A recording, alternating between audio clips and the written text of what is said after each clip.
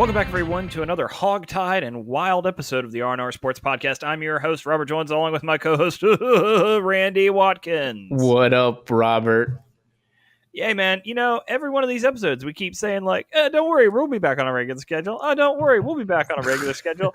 I don't know what regular is anymore. We need some cod liver oil for the bowels that is the production lineup of this show. I agree. I'm sitting here, I'm thinking like, yeah, we should record tonight. Yeah, man, it's life happens, bro. You've got a baby, and I've had family in town, and we've been wrapping up softball, and That's right. A lot of stuff going on for both of us. But And hey, man, the Nativity Kneelers, we lost in the playoffs, but we got beat by the team that won. So I will take that. I will take that. Also, about half of our team decided to take vacation the week of the playoffs. So that's, considering we didn't get our asses handed to us by the best team in the league, I'm proud of that. I'm real proud of that. We had a really good season. I'm really, really, really proud. Why don't you tell us a little more about that, Randy? Tell us about how much you grew on the inside and touched in your heart. You know, you just have a little tear coming to your eye. Remember the cool, refreshing taste of Budweiser with all of your sweet moments with your father, children, other men, and of course, your grandmother. So how about you hit us up off the top of the key with a deep three with our starting news story, Randy? The breaking news this week, Urban Meyer placed on administrative leave. Big stuff coming out of Columbus, Ohio. That's right. Yeah, it's the biggest thing to come out of Columbus, Ohio besides Neil Armstrong. You know why? Randy, why there's so many astronauts that come out of Ohio? They're so desperate to get out of the state, they leave the goddamn planet.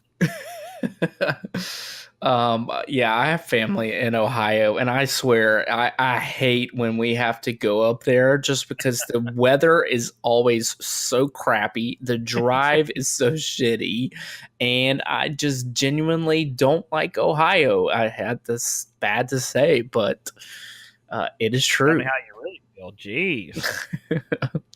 Yeah. So, Urban Meyer, a now former assistant coach of his.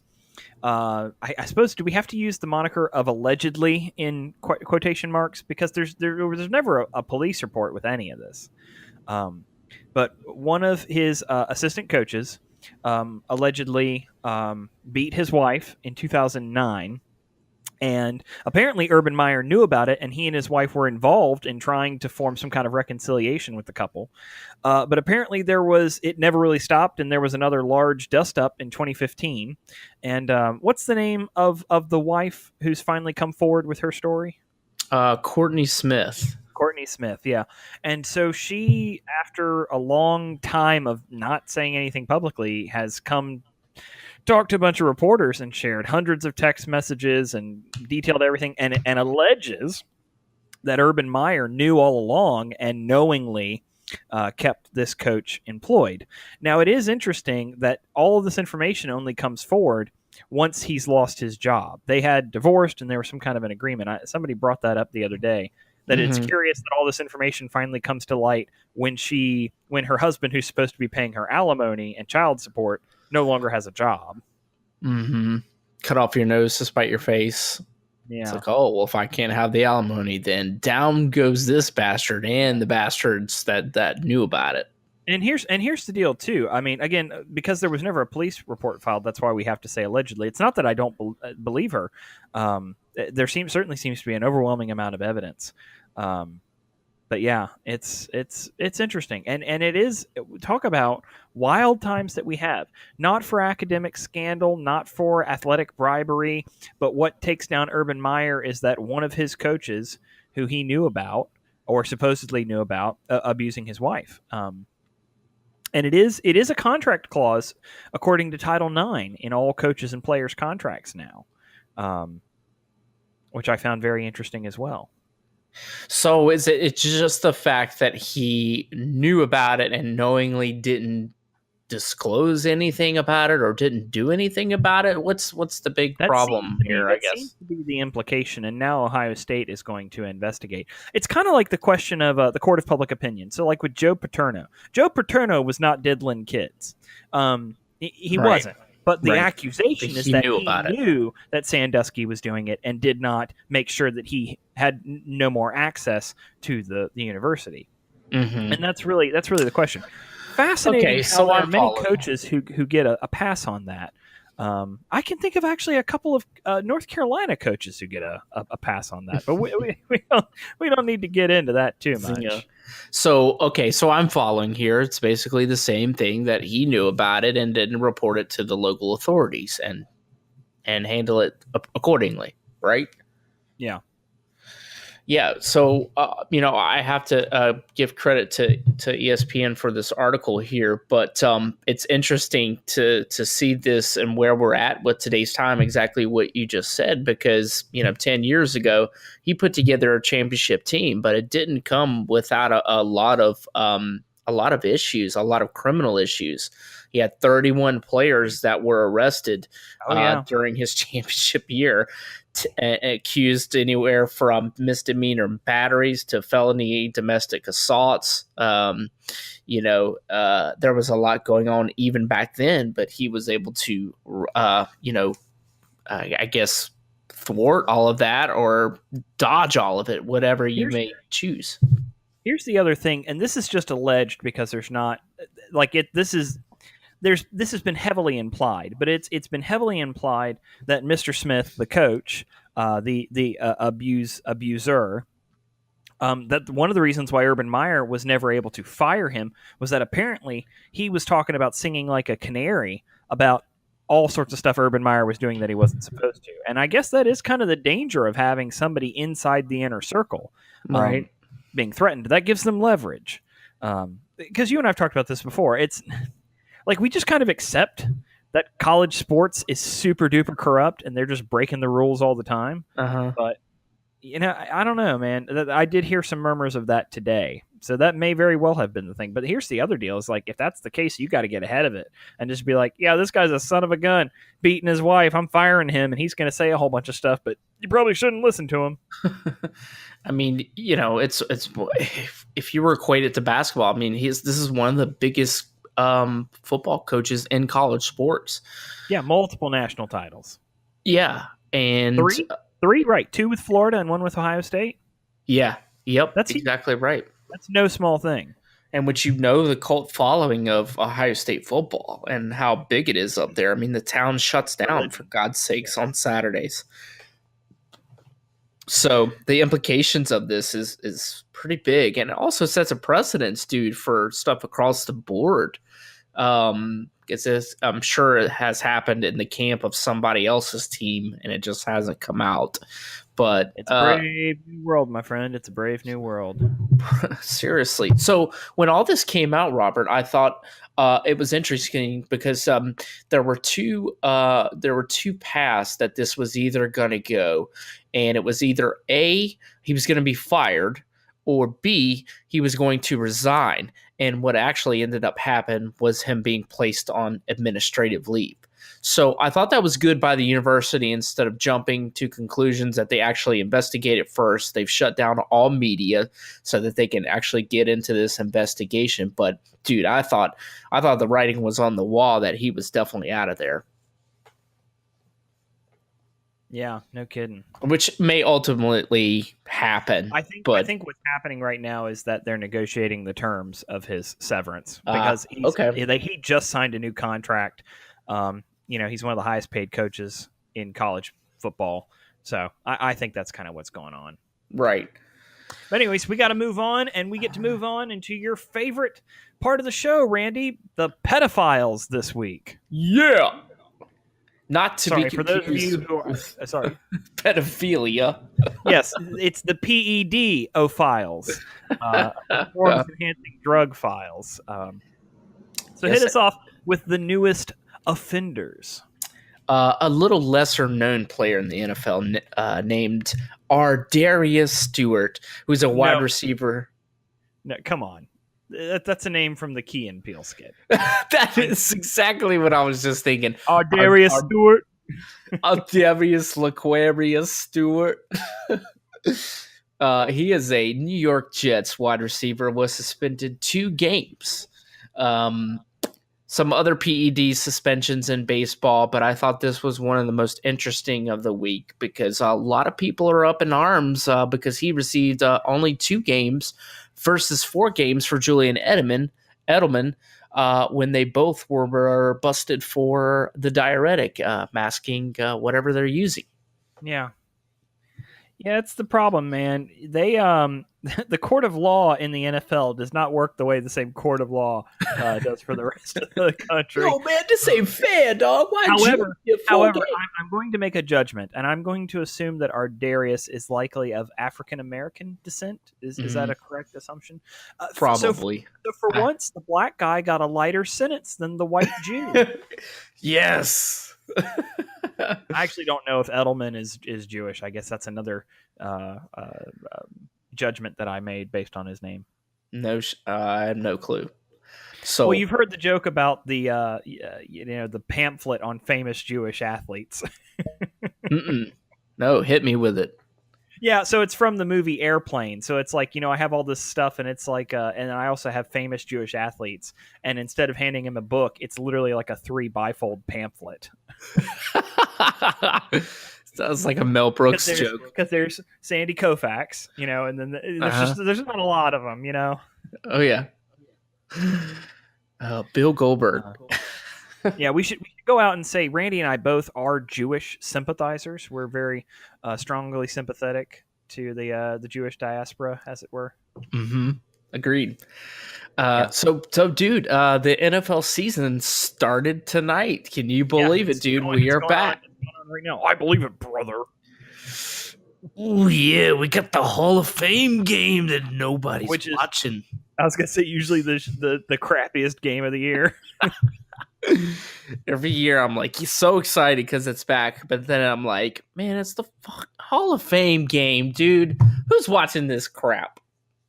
Not I. I mean, it's on, and we're recording an episode. That's how much it matters to us. Yeah, exactly. And everybody wins, and the points don't matter, basically. Like, I guess it's nice to tide people over, but I'd almost rather they, be airing like a CFL game. It's like you're gonna get to see 2 snaps for Mitch Trubisky, and that's it. And that's pretty much it. And then the Ravens will probably Flacco's not gonna start. Yeah, the Ravens are probably gonna give some time to what's his face, Jackson out of Louisville, right? Yeah, Lamar Jackson, and I thought that was at least one of the most exciting pieces of this game to see what he does because this will be his first start. Gonna start him in the I formation as a running back. Yeah, we'll see what he can do. I mean, people are already tabbing him as the quick replacement. And if he replaces Flacco, you watch they'll put Flacco on the trade block and try to get something out of him on that ridiculous contract. Jeez, man. Jeez. I didn't put it in the show notes here, but some big names in the 2018 class of the Hall of Fame, dude. Some of the biggest being Brian Urlacher, Randy Moss, some Terrell Owens. T.O., yeah. Who will not be attending the ceremony. Yeah, exactly. Wait. This isn't just celebrating me, it's celebrating other guys too? Nah, screw that noise. How could I make this about me? Brian Dawkins, an incredible safety, one of the best of all time. Gosh, what a hard hitter. Holy crap. And the guy was no bigger than you or I. Ray Lewis, man. Don't leave out Ray Lewis. Ray Lewis. I hope he does that stupid ass dance on his way to the podium and pulls his hip. How many times do you think Ray Lewis is going to mention God in his speech? Over under 30 times. A lot. Over under 30 times. A lot. Yep. Over. Yeah, I'm going to say so just to be different, I'll pick under. Because you picked over, but if I'm honest, I think over is a good call. He was saved from persecution, so he owes a lot to God. Yeah, or I should say conviction, not persecution. an actual conviction. He was in Atlanta too. He could have become Bubba's little friend in prison. Yeah. Yeah, boy, you got a real pretty mouth. Show me them teeth. Show me them teeth. I'm gonna butter your bread. Oh, wow. Ray Lewis, only But enough about Ray 6'1", dude. Lewis. Sodomy. He was pretty an undersized linebacker who made a great career. Only 6'1". I don't think I ever processed that before. Yeah, I'm 6'1", Randy. I'm exactly like Ray Lewis. We're like twins, man. We're like Twinning. yeah. I'm pretty sure he could grab me by the forearm and break my arm. He's Like, 240 pounds he of could just pure muscle. he could just well, actually, if he's 220 pounds of muscle, I at least outweigh him. But I like if I say I'd have to get him in a tight space. That's what I need to do. I need to get him in a tight space. Somewhere he couldn't build up some inertia on me. I just smother him with my flab. I was most glad to see Randy Moss make it. I don't know if you ever seen the 30 for 30 Rand University, but I thought it was one of the best. He could have ended up on the street corner of his hometown, but made it big, made it happen. Working that corner, man. Yeah. And then just one of the best wide receivers of all time, man. Yeah. Easily. Why is it that wide receivers have such a generally perceived prima donna status? Why is that? Is it because that's a very good question. Except for, if you think about Jerry Rice, he wasn't a prima donna. No, well, yes, Randy, the exception proves the rule. Yes, we can always point at wide receivers who are selfless and whatever, but definitely T.O. and Randy Moss. Definitely T.O. was a prima donna. Well, I don't know. Randy Moss, I don't think of him being a prima donna. Des Bryant. Do you not remember the years of Michael all Irvin? The attention-getting stuff that he would do with the Vikings? Yeah, Randy Moss is he definitely was a look at me personality type. See, I don't remember him for that. I remember being the quiet go-getter, but I mean, I guess I remember some of what you're saying. Yeah. But definitely T.O., man. T.O. was a cancer to his locker room, dude. He couldn't stop with the drama. I mean, working out in his driveway, for God's sake, so all the media could see him. I think, Randy, every team has a version of it. Panthers had Steve Smith. Mm-hmm. I think we can all point to a star wide receiver with a team that's had some. They're just. I don't know. I don't want to say like it's mouthy, but they are kind of larger than life showmen. It's a position that you have to be super confident, and with a lot of confidence sometimes comes cockiness, and a lot of cockiness comes arrogance, and that's where the prima donna comes. And with arrogance comes hate, and hate leads to the dark side. Speaking of something that's not the dark side, something very light, and it's not in the show notes. But I'll just bring it up. LeBron James got some attention this week, not just for going to the Lakers, but he opened a school in his hometown. It is a public institution. It is with the where is he from? Akron. Mm-hmm. Yeah. It's Akron. Yeah, it's in the Akron public school system, and it targets at-risk youth in those neighborhoods. It provides free transportation for the youth and their parents, all sorts of scholarships, job placement, and just all these assurances for the community. Now, LeBron James is getting a lot of credit. There were other donors, and of course, it's a public school, so it is partially funded by taxpayer dollars. But this is something he's been working on for a long time, and I think it's great. I wish we could see more of this. He's not just somebody who talks about social justice and making a change, but he's somebody who's legitimately putting his money behind it in a not-for-profit. Yeah, I wish a lot more athletes would follow in those steps, and I applaud him for doing that and doing it in his community that he grew up in. What better way to do that than to give back to your own community and make something like that happen, something that will continue years and years and years long after he's gone and thought forgotten. Cleveland fans have nothing to complain about. No. He's given them the best years of his career and his life. He's brought them a title. He's brought money and investment to the city. I don't want to hear from anyone that LeBron abandoned the Cavaliers. If anything, it's the other way around. Yep. He even dealt with one of arguably the most difficult owners in all of professional sports. Yep. Sure did. So, That's all right, we got to awesome. move on. We still got a few more things we got to touch on. Yeah. So, preseason actually officially starts next Thursday. And I'm interested to hear your thoughts on the preseason. Is it valuable or not? I don't think it has any value at all. Quite frankly, it's a great way for guys to get hurt. I don't know, man. I guess it's a way for them to, but like fans don't go, they don't care. No. And when you watch on TV, you know the guy you like is only going to get a snap or two. It doesn't count for anything. And then as a fan, you hate seeing guys get hurt in games that don't matter. I don't know how you remedy that, but it's part of their contractual agreement. They've all got to play preseason games. So let me ask you this, Robert. Do any of the other three major sports have games that don't count? I was trying to think about baseball. NBA's got summer league. Okay, summer league. Baseball's got spring training down spring in Florida. Training doesn't count. Okay, yeah. I was trying to think. I was trying to remember if spring training counted or not. So it doesn't.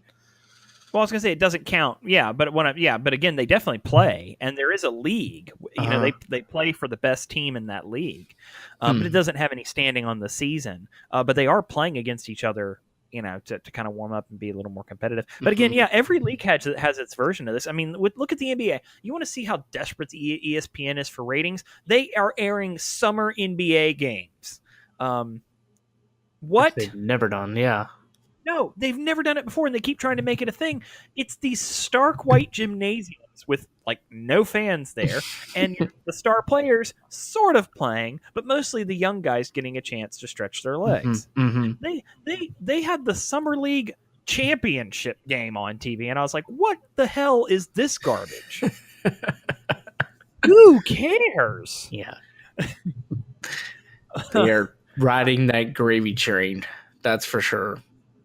I don't know. Yeah, I know, man. It's just but I think if you ask most fans, they don't care. And that's why they have to trump up these storylines of causing beef in camp, or these guys fought on the floor, or how will this player do in summer ball? You know, they keep trying to create these storylines because they have a 24-hour news cycle. Right. I mean, I'm with you, dude. 4 games that nobody cares about. I mean, as a fan, I'll be honest with you. I'll look at it. You know, I've seen the Redskins go 0-4. I've seen Redskins win all 4 games and then be just complete garbage in the regular season. So it just means that your second and third string are better than their second and third string. Exactly. Not saying much. I would be a better proponent of shortening it to a couple of games and, you know, maybe why don't we just do a 17-game season? Yeah, that's what I mean. Like, so cut the preseason and let's add some games to the regular season. If they're already going to have to play the games, yep. Let's make them count. Yep. Cut the preseason and add 2 games. I mean, that's what you have OTAs for, is to get ready, right? I mean, why do you need an exhibition against other teams to get ready for the season? 4 of them. And 4 of them at that. Exactly right. You know, I would have to think if we did the same thing in our softball league, guys would be worn out having 4 games and then trying to go into a season. Like, dude, let's just roll. We're ready to go. And I know it gives you a look at like exactly what you said, the second team, the third team. And you got to, the biggest thing is they've got to make those cuts. I mean, they've got 90 some players on their team when they're starting preseason week 1, and they've got to cut it down to 53 or 52, whatever it is, 53, I think. Yeah. Which largely helps with that. But I would be more of a proponent with exactly what you just said, is just cut out the entire preseason, add 2 games, make it an 18-game season, and be done with it. Yeah. So speaking of injuries, dude, they're piling up already, man. Guys are blowing ACLs all over the place. My Panthers are just getting hammered with dumb practice and early injuries. Yeah, I know you've got your list here. We've got the Packers linebacker Jake Ryan. We've got the Chargers tight end Hunter Henry. Eagles linebacker Paul Warlow. Panthers running back Fozzie Whitaker. He's just one of two that have had major injuries. Mm-hmm. Rams defenses end Morgan Fox. Bengals guard Rod Taylor. Lions fullback Nick Bawden, and Titans safety Jonathan Cyprien. I mean, it's just some big names there. There's big names, and these aren't even the games that don't count. These are just practices. Mm-hmm. Yep, every year. And I see guys, like Redskins have had their number one draft pick. He already hurt his foot. His name escapes me at the moment, but the defensive tackle from Alabama, Deron Payne. So he's hurt immediately already. Another guy, Ari Kwanjo, tore his quadriceps, and he's out for the season. It's like, damn, man, I hate when your season's over before it even begins. It frustrates the hell out of me. Yeah. Not a ton of off-season football drama, but there is one going on right now with the Seattle Seahawks. Yeah. Earl Thomas, kind of drawing a line in the sand with the Seahawks. Quote today, pay me or trade me.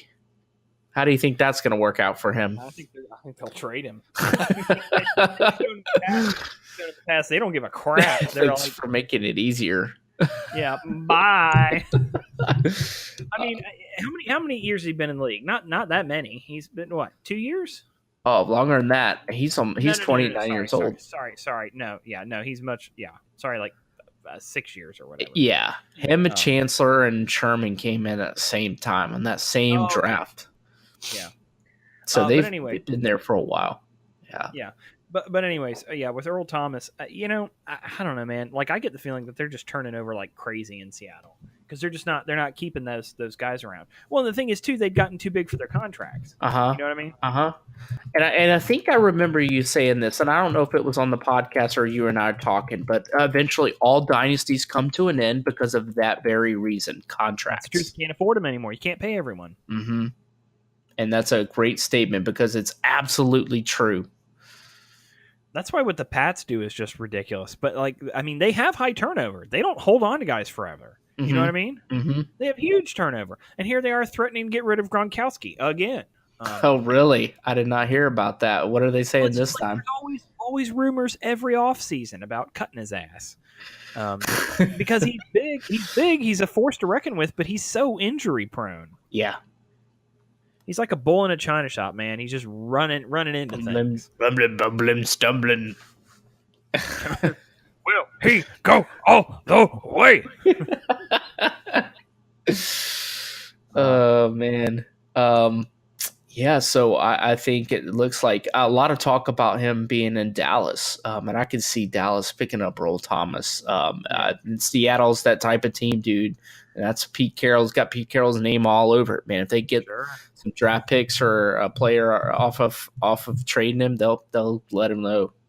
They'll do it. I also don't know how long Pete Carroll's going to be in the league, man. He's old. Yeah. Yeah, I mean, he doesn't look it. He's like close to like 70. 70. Like, yeah, I think he's 69, something like that. He does not look like it. Well, he was in Southern California for a long time. Oh. Let's see here. 66. He's actually, yeah. 1951, so he's going to be 67 this year. Yeah. Wow. Damn. I never would have guessed. You see him walking down the street, you think maybe mid-50s. He's had work. Like I said, he was in Southern California for years. All right, we got more stories we got to cover because I want to keep this episode to about 30 minutes, and we got a few more things we have to touch on. So hit us with some that hot NBA news, Randy. Well, we talked a lot on this podcast about Kawhi Leonard ended up in LA, and that, my friend, did not happen. No, it did not happen. No, he chased the money, not the opportunity. So I'm sitting in a restaurant in Chapel Hill, and I see Kawhi Leonard traded for DeMar DeRozan and a first-round pick. And then 30 minutes later, I see the trade includes Danny Green, and I'm like, what? What, Kawhi and Danny Green? So they're going to be with Damian Lillard in Toronto? So who the hell do the Spurs have now? Dude, I don't know. That's a very good point. Chipped off all their talent. You're right. They got rid of a lot of players. all the old guard too. So Ginobili's gone, right? Yep. Let me look up their official roster.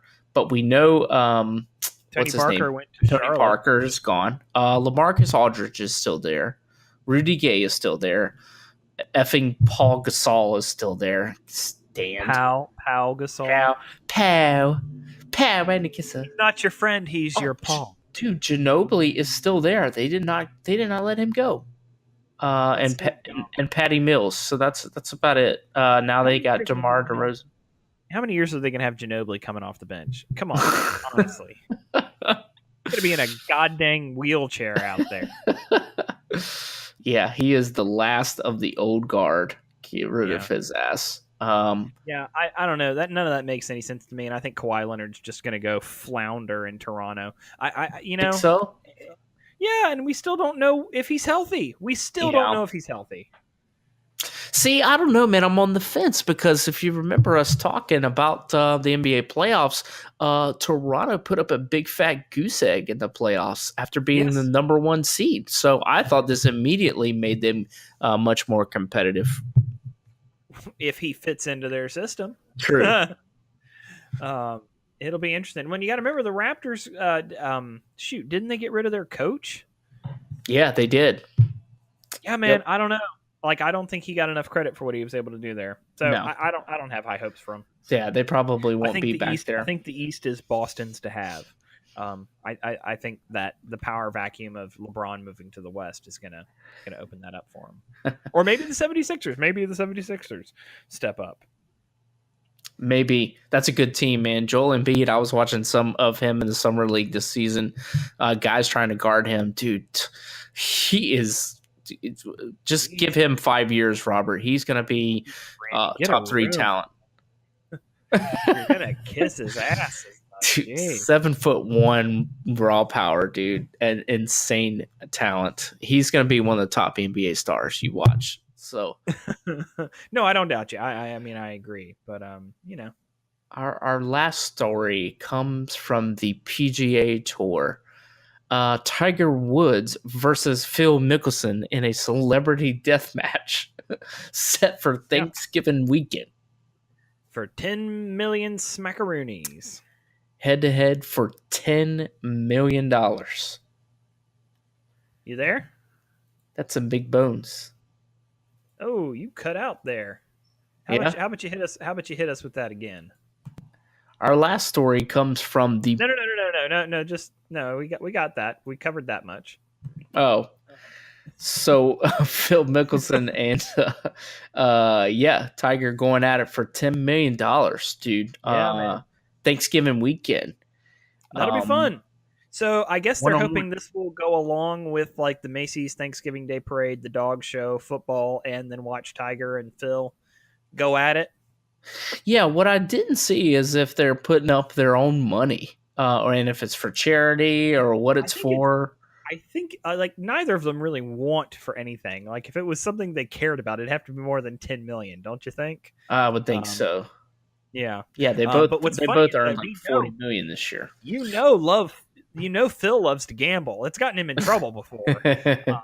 Like he's definitely a gambler. I think this is fun. I think they'll make fun of it because there's always kind of been that back and forth rivalry. Now they're much closer now than they have ever been. In fact, when Tiger was having so much trouble with his back and his swing, Phil reached out to him and gave him a lot of advice that Tiger was actually really receptive to. He publicly thanked Phil for some of his help and advice. Phil just kind of telling him like, listen, you're getting older. I've dealt with this. Here's some things you can do. Right. I think this is good. I think it's good for the sport. Honestly, Tiger Woods competing the way that he is great for the sport. Can you imagine when he wins another major, how crazy everyone's going to go? Oh, yeah. He shot a 400 today at the whatever the tournament that I don't care about that's on this weekend. Do you think he really will win another major? You think that's actually possible? Yeah, I don't think it's a matter of if. I think it's a matter of when. Really? I mean, he competed in the last one. He competed in the Open. So, it was his to lose and he lost it, but he was in the position to win it. Yeah, that's true. People forget that he was leading, he was in a position to win it. That's huge, and again, I think it's great for the sport. Yeah, I do too. I don't know if I would watch this though. I don't know, because I think of Tiger having a better long game and of Phil having a better short game. Maybe that's just me. I don't know. But yeah, I don't know. I don't know if I'll watch it. I think I'll be like when another Enbrel commercial comes on with Phil Mickelson bending over with Oh, his geez. silly, goofy ass. I'll probably turn the channel.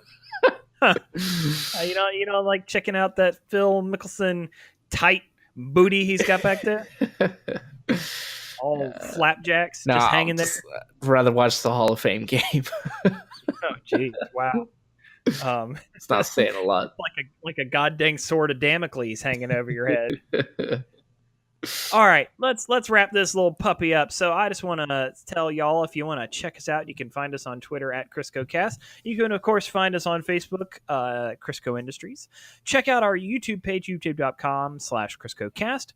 And if you like what you hear, please support us on Patreon at patreon.com/Crisco Industries. Randy, I just realized we haven't heard from Shitty Bill Belichick all episode. Does he have anything he'd like to say before we head out? We're on to Cincinnati. Thank you, Coach Belichick.